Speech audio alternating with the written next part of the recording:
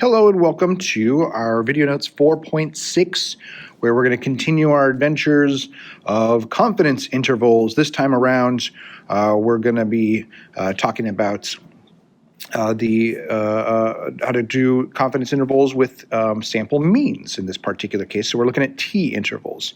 But before we jump into that, you got a t-table passed out to you along with these video notes. And so you probably noticed that the t-table does look a bit different from the z-table.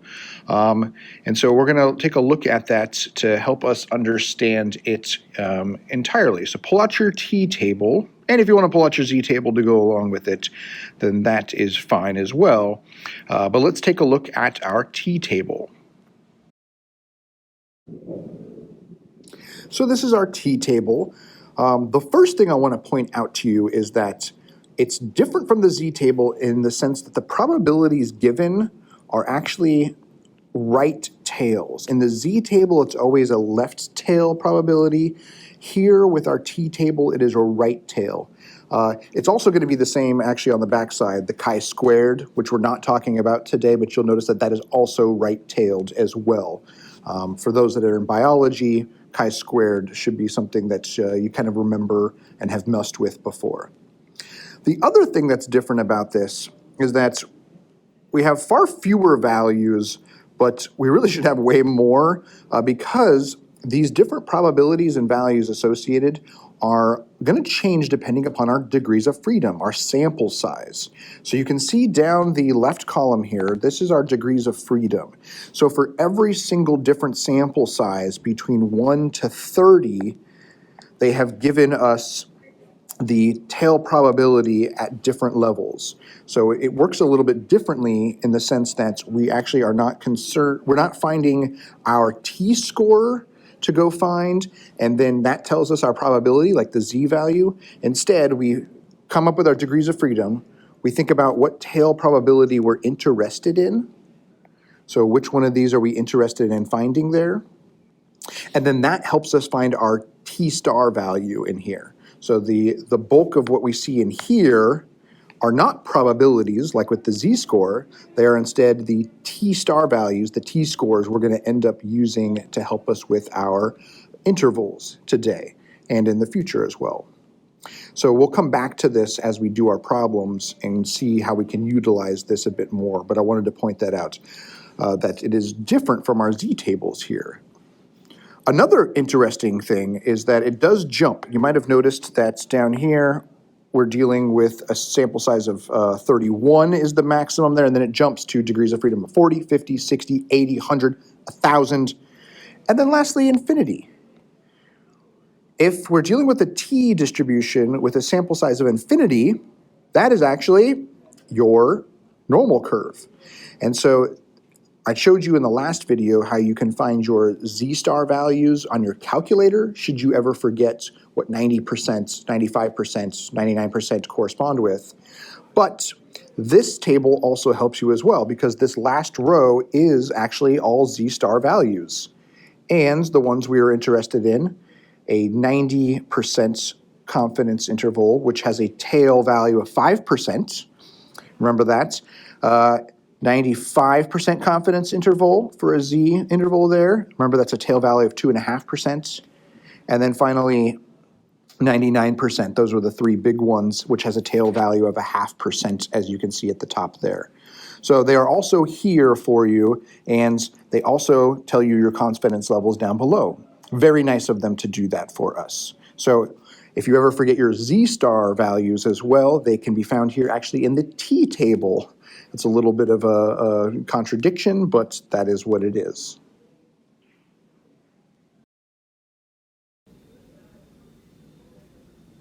So now we've looked at the t-table, we can start filling in here. So our t-table doesn't have nearly as many values as standard z-table does. It's because the distribution obviously is different for every sample size, which changes our degrees of freedom. So we would need a huge table actually if we wanted literally every sample size. This sort of cut it down for us. We've got 1 through 30 in terms of degrees of freedom, and then it jumps around a bit.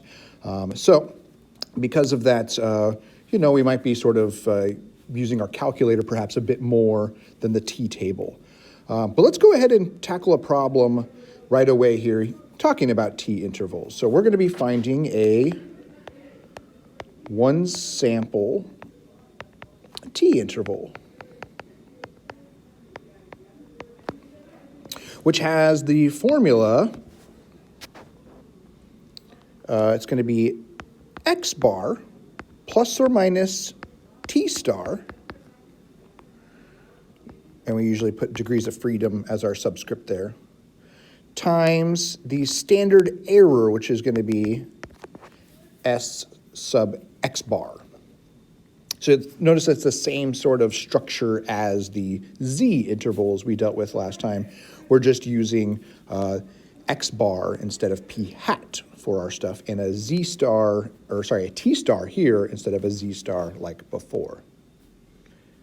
So let's get into an example here. So, in 1882, an American physicist, Albert Michelson, we'll go with Michelson, who later won a Nobel Prize for this work, measured the speed of light, which is denoted as c in Einstein's famous E = mc squared. His values are given here in kilometers per second and are shifted down by 290,000 for the ease of computation. So meaning that if we were dealing with the number 299,753.45, we would just represent that as 753.45. If you recall from our first unit, shifting our data, that doesn't actually mess with sort of the shape of our data and stuff like that. So Michelson recorded the nearly normal results of 23 trials as a mean of 756.22 and a standard deviation of 107.12. What we'd like to do here is find a 95% confidence interval for the true speed of light from his data. Since we've dealt with confidence intervals already, I think you could actually start this out with our state and our plan steps. So pause the video, and we are going to have you try the state and plan on your own, then unpause to see what I came up with. So here is what I came up with here. Take a look. So in our state, we want to estimate the true speed of light in kilometers per second. And in our plan phase, we're doing a one sample t-test. And the conditions were a little bit funky here. I'm doing a lot of assumptions, and I think I'm okay with that because I'm talking about a physicist here who is world renowned and has a Nobel Prize. So I wrote down a lot of assumptions. I'm assuming there's some randomization in Michelson's trials here. I'm also going to assume that each trial was independent of each other. So that's randomization and independence. So if you weren't quite sure on those ones, we're going to assume those in this particular case. It would be a little funky to use the less than 10% population because there really isn't a population of measures of speeds of light necessarily. So instead, we're just thinking about that they're independent of each other. But the last one, normality, I think you should have been able to do because it does say in there that the information that was recorded here was roughly normal, nearly normal. So that is given for sure. So now we're going to move on to the do steps. So we're going to go ahead, actually look over at our formula sheet real quick because I forgot to mention this in the last video. If you ever are in the middle of a test and you kind of freeze up and are like, what's confidence interval? Like, what do I do? I don't remember. What do I need to find? There is a little cheat sheet for you down here at the bottom of the front page. Notice it says confidence interval right here, and it tells you exactly the sort of structure of it. Statistic.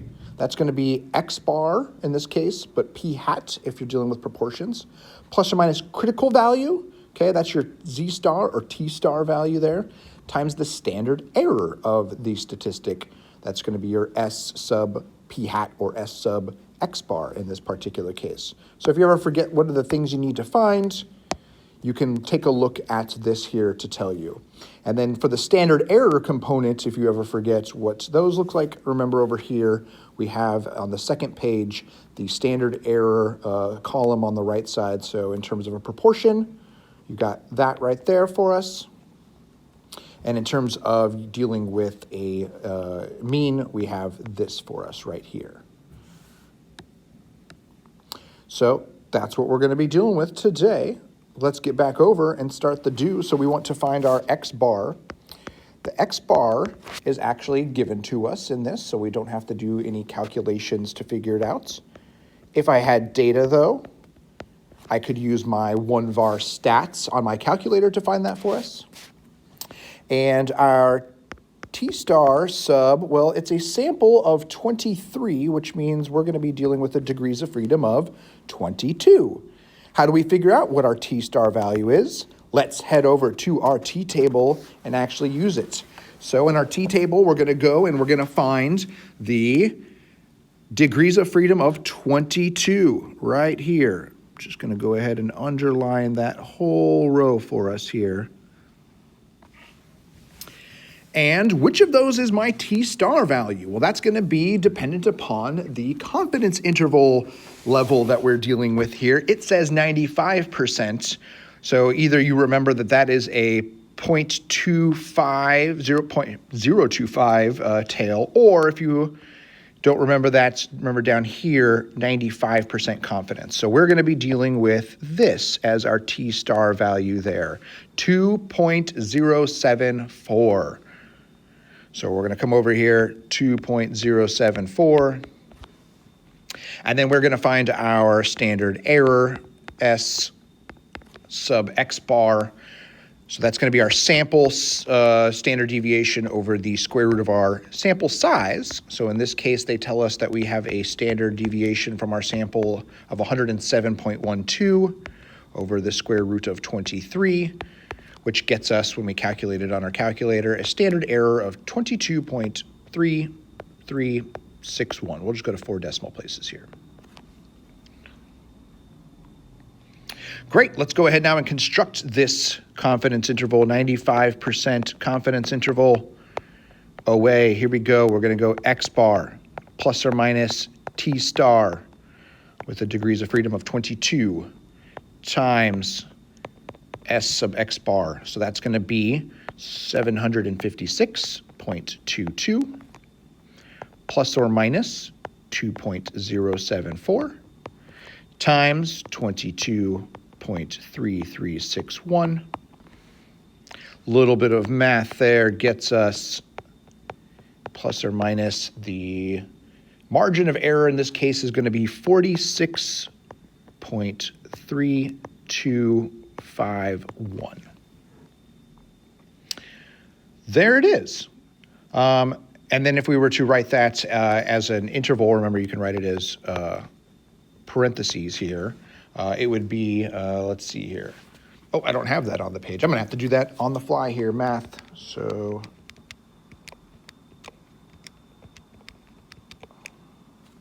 looks like it's going to be lower bound of 802. Oh, that's the upper bound. It's going to be 709.89. We're going to round off some decimal places here now to 802.55. Okay, but recall that we're trying to find the interval for the speed of light, and we trimmed off our numbers here. So when we actually go to conclude here, we need to recall that each of these represents the digits after 299,000. So you'll see what I do here in my conclude in just a moment. So let's go ahead and conclude. Oh no, let's not conclude. In fact, actually, we're going to pause, and you're going to take a look at how you could have done this on your calculator. Hello, and let's go ahead and see how we can use our calculator to also find this confidence interval. So remember, calculators are great for like multiple choice questions in which they just want to know what's the interval from some stuff where you don't have to write out your work and things like that. So here we're going to go to stat. We're going to go over to tests, and we're going to go down to number 8, T interval. You can arrow down, or you can just hit the number 8 and it will work. Just like with our T tests, there are 2 options here. If you have data, if they give you a list of data, which will be the next problem you'll do on this video notes, you can put it into a list and then use that to help you through it all. But in our scenario here, they gave us the statistics, so we're going to utilize this instead, stats. So they say that X bar is 756.22. S sub X, a common mistake is that people will put the standard error in here. That right there, S sub X is asking for the sample standard deviation. So no calculation needed. You just grab what they told us in the problem, which is 107.12. And then we have the in our sample size, which this is from 23 trials. Our degrees of freedom is 22, but that is asking for the sample size. And then lastly, it is a 95% confidence interval, so 0.95, we'll keep it, and we will hit calculate. And there you have it, 709.9, 802.54, those are our endpoints. That's basically what we found. It's perhaps a bit more accurate here on the calculator than what we found, but that coincides with what we found here, so I can use that as well. All right, now we're going to conclude. So in our conclusion here, we want to do it the same way we did it previously. So we are 95% confident that the true speed of light is between, and so remember these intervals that I got here, these are the last digits of the whole thing. We trimmed it off. So actually, it's going to be between 299,709.89 and 299,802.55 kilometers per second. So because we trimmed those off, that's how I'm sort of writing it out there. We got to shift it back over to where we were at. So there you have it. There is how you do a t-test. Oh, I said test earlier. This is a good chance to come back. Not a t-test, t-interval.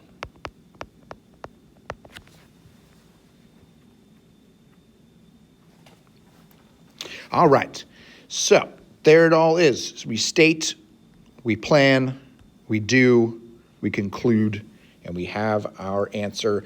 Fun fact, it's accepted that the speed of light today is 299,792.46 kilometers per second. You can see that that falls within our interval. So Michelson's interval, this is back in 1882, was able to actually come up with a pretty good estimate for the speed of light. So good job, Michelson. I'm sure he's dead now, though. All right, let's flip over to the backside. So on the backside, what I'd like you to do is construct a 90% confidence interval following those steps from this data that is about the vanilla yogurt calories in 14 randomly selected brands. So go ahead and actually do this. I'm going to leave it to you. And then there's a follow-up question. So after you calculate this all and figure it out, the follow-up question, I tell you the answer, so you have an idea of whether you did things correctly. So the follow-up question here is, if this is our interval here, and someone claimed to you that of all vanilla yogurts, on average, they have 125 calories in them, what would you think about that claim? How does your interval help you defend that claim, or perhaps say that claim's probably false? So think about that, because that's tying into now how our hypothesis tests, because this is sort of a claim about something, and how our intervals coincide with hypothesis tests, which is going to be a conversation we're starting right now and we'll continue to do as the weeks roll on.